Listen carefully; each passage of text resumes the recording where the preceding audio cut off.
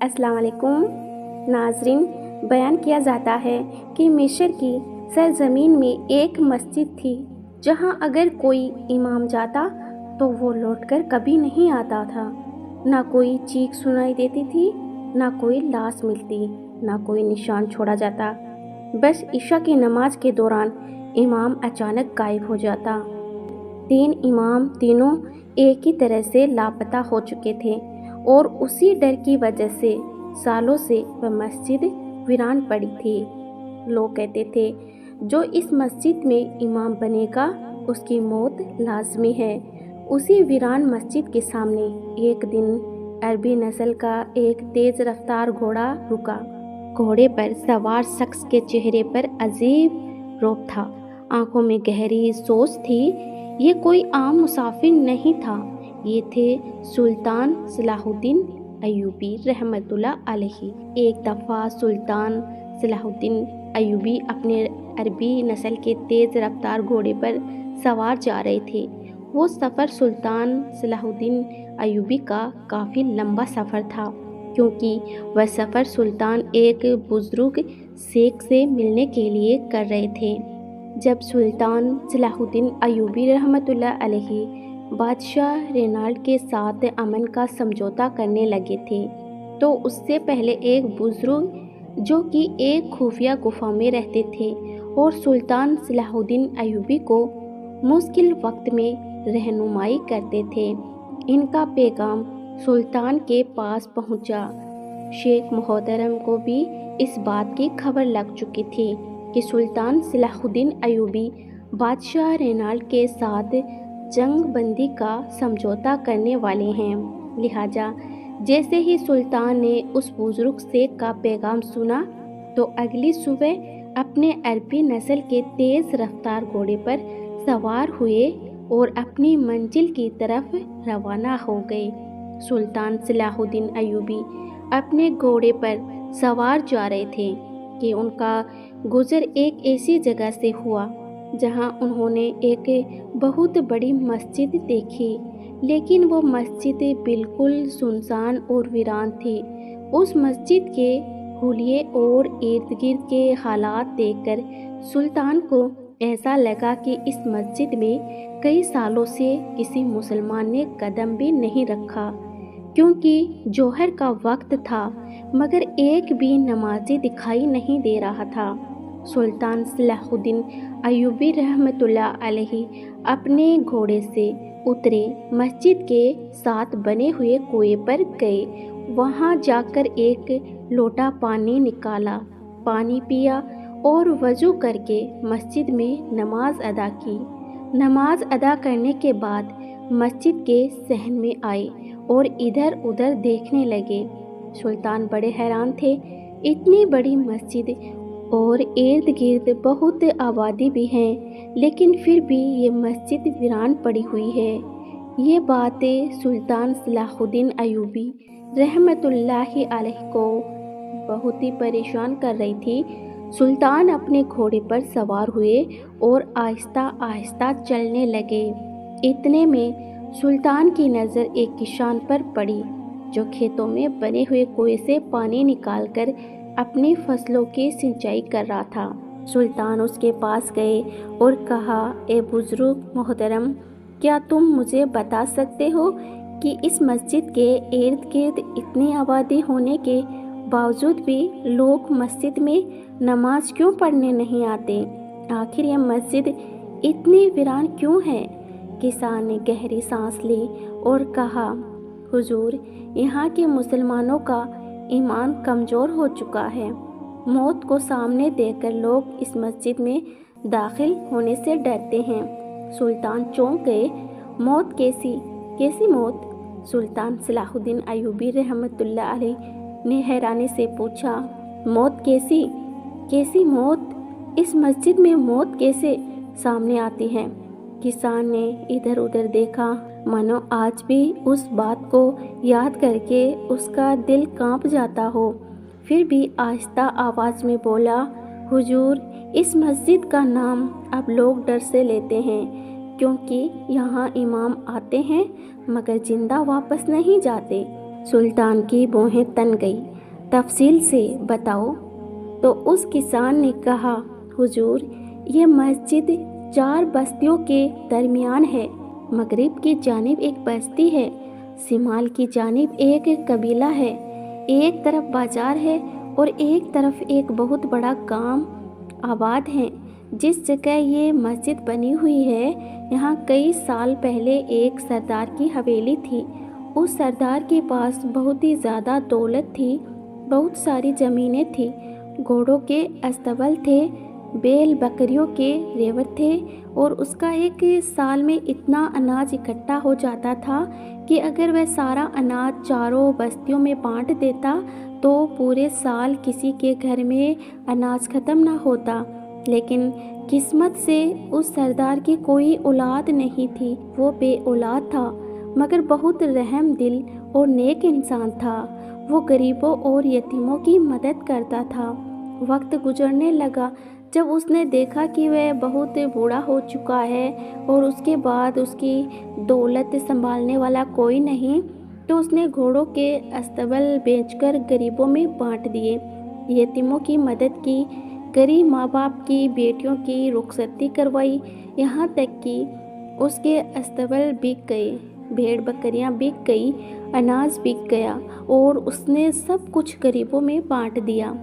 اب اس کے پاس صرف زمینیں اور حویلی بچی تھی۔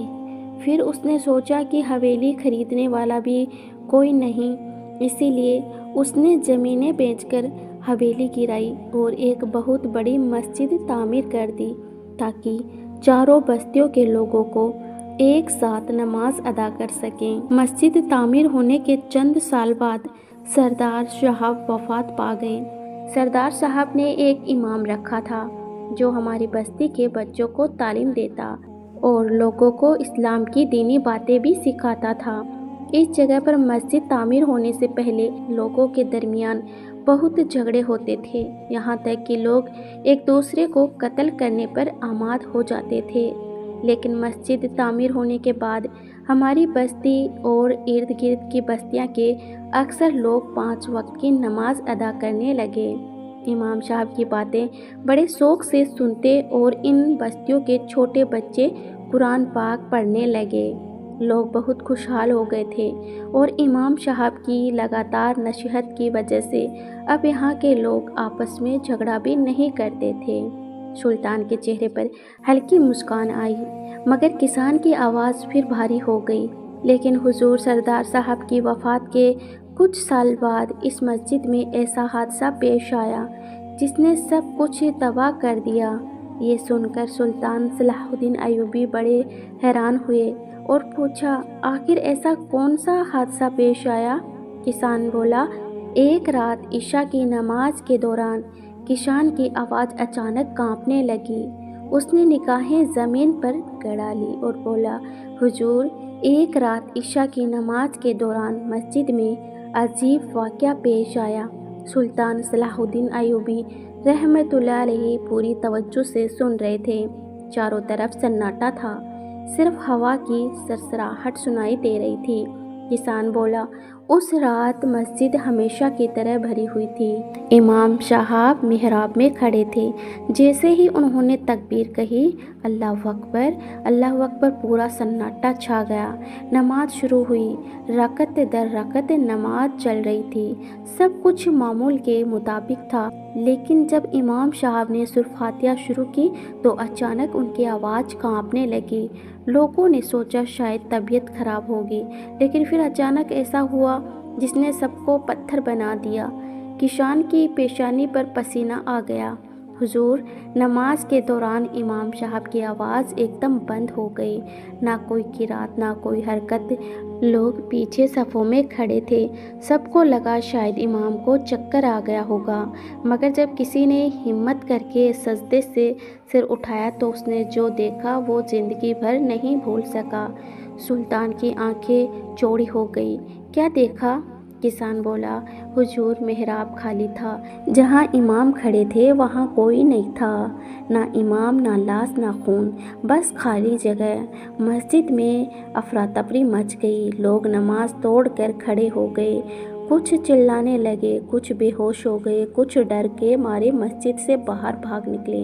मगर सच यही था, इमाम साहब हवा में गायब हो चुके थे। पूरी मस्जिद की तलाशी ली गई, मिहराब के पीछे देखा गया, वजू खाना देखा गया, मस्जिद की छत देखी गई, हर कोना छान मारा गया, लेकिन इमाम का कोई निशान नहीं मिला। ना दरवाज़ा खुलने की आवाज़ आई थी, ना कोई चीख सुनाई दी थी, मानो ज़मीन ने निगल लिया हो या आसमान ने उठा लिया हो। ये सुनकर सुल्तान सलाहुद्दीन अय्यूबी रहमतुल्लाहि अलैहि और भी हैरान हो गए। क्या बस्ती वालों ने उनकी तलाश नहीं की?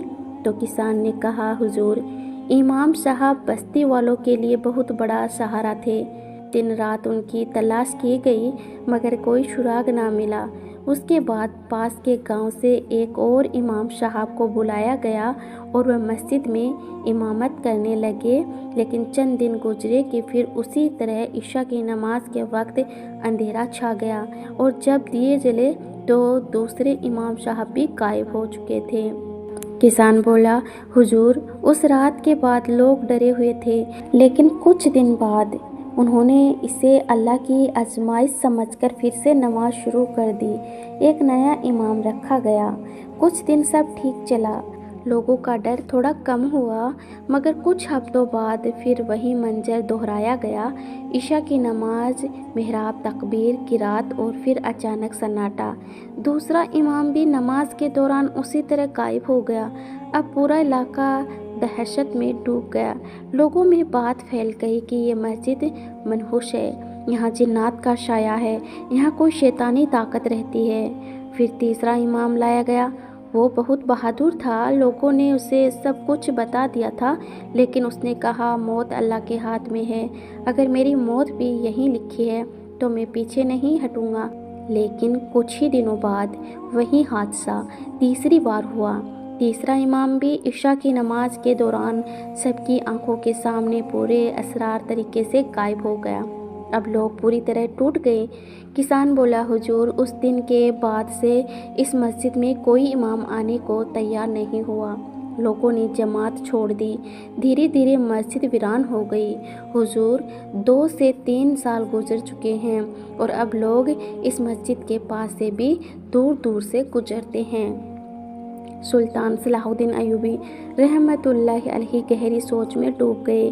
3 इमाम, तीनों एक ही तरह से गायब, ये कोई मामूली बात नहीं थी। सुल्तान सलाहुद्दीन अय्यूबी रहमतुल्लाह अलैहि गहरी सोच में खड़े थे। 3 इमाम, तीनों एक ही तरह गायब और अब मस्जिद वीरान।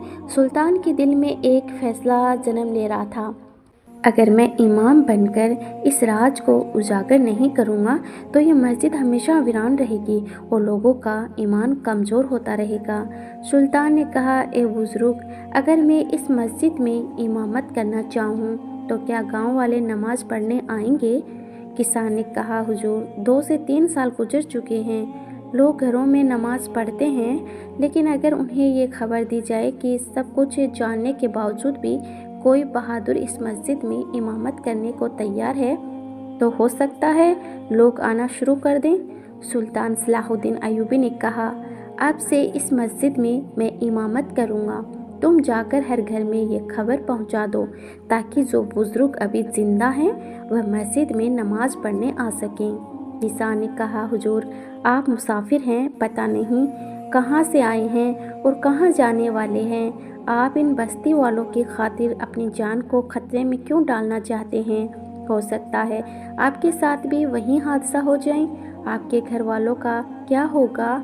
सुल्तान सलाहुद्दीन अय्यूबी रहमतुल्लाहि अलैहि ने कहा, तुम मेरी जान की परवाह ना करो, अब मैं इस रात से पर्दा उठाकर रहूँगा कि आखिर इस मस्जिद में इमाम कहाँ गायब हो जाते हैं। शाम का वक्त हुआ, सुल्तान मस्जिद पहुँचे। फिर सुल्तान ने देखा कि बस्ती के 5-6 बुजुर्ग मस्जिद में दाखिल हुए और सुल्तान को समझाने लगे, ए नौजवान, तुम ये हरकत ना करो, इससे तुम्हारी जान जा सकती है। सुल्तान ने कहा, अगर तुम मेरे पीछे नमाज पढ़ने के लिए तैयार हो तो मैं ज़रूर इमामत कराऊंगा। बुजुर्ग तैयार हो गए। सुल्तान ने महरब में खड़े होकर मगरिब की अजान दी। धीरे धीरे लोग मस्जिद में जमा होने लगे। کچھ لوگ تجسس میں تھے اور کچھ ڈر رہے تھے، لیکن سب کی نگاہیں سلطان پر تھی۔ سلطان صلاح الدین ایوبی نے مغرب کی نماز ادا کرائی۔ نماز کے بعد سلطان کے لیے کھانا لایا گیا۔ سلطان نے کھانا کھایا اور پھر قرآن پاک کی تلاوت میں مشغول ہو گئے۔ عشاء کی نماز کا وقت ہوا۔ سلطان صلاح الدین ایوبی نے عشاء کی اذان دی۔ اذان سنتے ہی مسجد میں بہت سے لوگ جمع ہو گئے۔ کچھ لوگ جماعت سے نماز پڑھنے کے شوق میں آئے تھے اور کچھ اس تجسس میں کہ آخر کون سا بہادر انسان ہے جو سب کچھ جاننے کے باوجود بھی یہاں امامت کرنے کی جرات کر رہا ہے۔ سلطان نے عشاء کی نماز کی جماعت شروع کرائی۔ ابھی سلطان دوسری رکعت میں ہی پہنچے تھے کہ پھر وہی واقعہ دہرایا گیا۔ اچانک دیے بجھ گئے اور مسجد میں اندھیرا چھا گیا۔ لوگ کانپنے لگے۔ جیسے ہی دیے جلائے گئے تھے تو امام اپنی جگہ سے غائب تھے۔ مسجد میں پھر ہلچل مچ گئی۔ لوگ ایک دوسرے سے کہنے لگے، ہم نے اس نوجوان کو منع کیا تھا کہ اپنی جان خطرے میں نہ ڈالیں۔ اب مسجد میں بہت سے لوگ جمع ہو چکے تھے۔ سب افسوس کر رہے تھے کہ یہ ایک مسافر تھا جس نے مسجد کو آباد کرنے کی خاطر اپنی جان قربان کر دی۔ لوگ کہنے لگے، ہمیں اس آدمی کو ضرور تلاش کرنا ہوگا۔ ابھی لوگ آپس میں باتیں ہی کر رہے تھے کہ جس جگہ سلطان امامت کر رہے تھے وہ جگہ ہلنے لگی۔ لوگ ڈر گئے کہ آخر اس مسلح کے نیچے کیا ہے۔ اتنے میں نیچے سے ایک دروازہ کھلا۔ اصل میں وہ ایک سرنگ تھی۔ اسی سرنگ میں سے سلطان صلاح الدین ایوبی باہر نکلے۔ یہ دیکھ کر بستی والے اور زیادہ گھبرا گئے۔ اتنے میں لوگوں نے دیکھا کہ سلطان ایک آدمی کو گریبان سے پکڑ کر اوپر کھینچ کر لا رہے ہیں۔ لوگ عجیب و غریب نظروں سے سلطان کو دیکھنے لگے اور سوچنے لگے کہ یہ سرنگ کہاں سے آ گئی، جبکہ اس کے بارے میں کسی کو کچھ نہیں پتا تھا۔ لوگوں نے کہا، حضور، یہ سب کیا ماجرا ہے؟ کیا آپ ہمیں بتا سکتے ہیں؟ تو سلطان نے کہا، اب اس رات سے پردہ اٹھ چکا ہے۔ گاؤں والوں نے کہا، حضور، آخر ایسا کیا ہوتا تھا کہ امام صاحب غائب ہو جاتے تھے، لیکن آپ خوش نصیب ہیں کہ صحیح سلامت واپس آ گئے۔ تو سلطان صلاح الدین ایوبی نے کہا، یہ آدمی بادشاہ رینالڈ کا ایک جاسوس ہے۔ جب بادشاہ رینالڈ کو یہ خبر ملی کہ یہ علاقہ سرحدی علاقہ ہے تو وہ جانتا تھا کہ اگر لوگ اسی طرح مسجد میں 5 وقت کی نماز ادا کرتے رہیں اور ان کے بچے دینی تعلیم حاصل کرتے رہیں تو یہ لوگ بہادر ہونے کے ساتھ ساتھ اپنے دین اور قوم کے لیے وفادار ہو جائیں گے۔ لہٰذا اس نے اس مسجد کو ویران کرنے کے لیے اور لوگوں کے دلوں میں ڈر بٹھانے کے لیے اس کے نیچے ایک سرنگ بنوائی تھی۔ تو جو بھی اس مسجد میں امامت کرتا، رات کے اندھیرے میں نیچے سے دروازہ کھل جاتا اور امام سرنگ میں گرا دیا جاتا۔ پھر اس کے نیچے موجود یہ جاسوس اسے قتل کر دیتا تھا۔ لیکن میں جانتا تھا کہ میرے ساتھ بھی ایسا کچھ ضرور ہوگا، اسی لیے میں پوری طرح ہوشیار تھا۔ جیسے ہی دوسری رکعت میں گیا، اندھیرا چھایا اور دروازہ کھلا۔ میں نیچے گرا اور اس آدمی نے مجھ پر حملہ کر دیا، لیکن میں نے اس کے حملے کا جواب اپنی تلوار سے دیا۔ میں نے تلوار نکال کر اس کی گردن پر رکھ دی۔ جب میں نے اسے مارنے کی دھمکی دی تو اس نے سارے راز اگل دیے۔ اس نے بتایا کہ ہر بار عشاء کی نماز کے وقت امام کو نیچے کھینچ کر قتل کر دیا جاتا تھا۔ اسی ڈر کی وجہ سے یہ مسجد سالوں سے ویران پڑی ہوئی تھی۔ یہ سن کر گاؤں کے ایک بزرگ نے کہا، آپ سے پہلے 3 امام اس مسجد میں امامت کرتے ہوئے اپنی جان گنوا چکے ہیں، لیکن کسی میں اتنی ہمت نہ تھی کہ اس راز کا پتہ لگا سکیں۔ آپ وہی نوجوان ہیں جنہوں نے اس بستی اور مسجد کی خاطر اپنی جان خطرے میں ڈال دی اور دشمن کو اس کے بل سے باہر نکال لائے۔ آپ کوئی عام آدمی نہیں ہیں، بتائیے آپ کون ہیں؟ تو سلطان صلاح الدین ایوبی رحمۃ اللہ علیہ نے کہا، تم نے درست فرمایا، میں اس سرزمین کا سلطان صلاح الدین ایوبی ہوں۔ یہ سن کر گاؤں والے حیران رہ گئے اور سلطان کا شکریہ ادا کرنے لگے۔ اس کے بعد ایک مدرسے سے पढ़ कर आने वाला नौजवान उस मस्जिद का इमाम बना और मस्जिद पहले की तरह आबाद हो गई। अब पूरे गांव के लोग उस मस्जिद में नमाज पढ़ने लगे। सुल्तान सलाहुद्दीन अय्यूबी ने अपनी जान पर खेलकर अपनी अक्लमंदी से उस छिपे हुए राज से पर्दा उठाया और गांव को एक बड़ी मुसीबत से निकाला। और कहते हैं कि बाद में सुल्तान सलाहुद्दीन अय्यूबी ने रेनाल्ड के उस जासूस को अपने घोड़े के पीछे घसीटते हुए महल ले गए और उसका सिर काटकर महल के दरवाजे पर लटका दिया। बहुत सी रिवायतों में ये भी मिलता है कि मुआदे के वक्त सुल्तान सलाहुद्दीन अय्यूबी रहमतुल्लाहि अलैहि ने रेनाल्ड बादशाह को उस जासूस का सिर तोहफे में दिया था। मेज पर कटे हुए सिर को देखकर रेनाल्ड बादशाह का चेहरा देखने लायक था, जिस लम्हे का सुल्तान हमेशा इंतज़ार किया करते थे। तो मेरे प्यारे नाजरीन, वीडियो पसंद आई हो तो वीडियो को लाइक करें, अपने तमाम मुसलमान भाई बहनों को शेयर करें और अभी तक आपने अरीशा खान चैनल को सब्सक्राइब नहीं किया है तो जल्दी से सब्सक्राइब कर लीजिए। आपका वीडियो देखने के लिए बहुत बहुत शुक्रिया।